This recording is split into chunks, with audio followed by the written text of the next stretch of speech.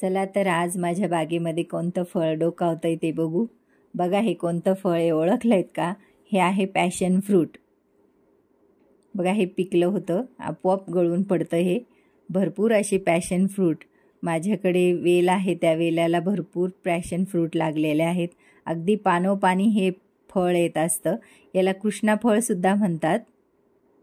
भरपूर प्रमाणात passion fruit आहे आणि हे पॅशन फ्रूट सी विटॅमिननी भरपूर असतं।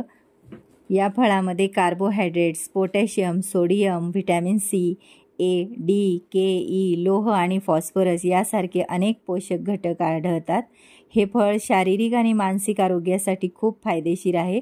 ते रक्तातील साखरेची पातळी नियंत्रित ठेवण्यास सुद्धा खूप मदत करतं आणि वजन कमी करण्यास सुद्धा हे खूप उपयुक्त असतं।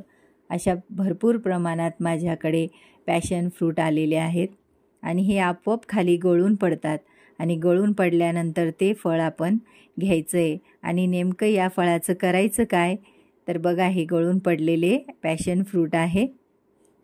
आता हे खालचे पॅशन फ्रूट जे आहे ते गोळा करायचे आणि हे गोळा केल्यानंतर मग हे घरामध्ये भरपूर 3-4 दिवस टिकतात। वरतून हे खराब झालेले दिसले तरी आतून गर मात्र अतिशय चांगला असतो आणि याचं छानसं असं लिंबू पाण्यासारखं शरबत करतात, जे की मी तुम्हाला पुढच्या व्हिडिओमध्ये शरबत कसं करायचं याचं ते दाखवणार आहे। बघा किती आज माझ्या गच्चीवरच्या बागेमध्ये केवढे पॅशन फ्रूट आलेत।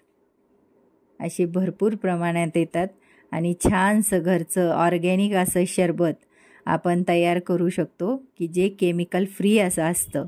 व्हिडिओ आवडल्यास सबस्क्राईब करा।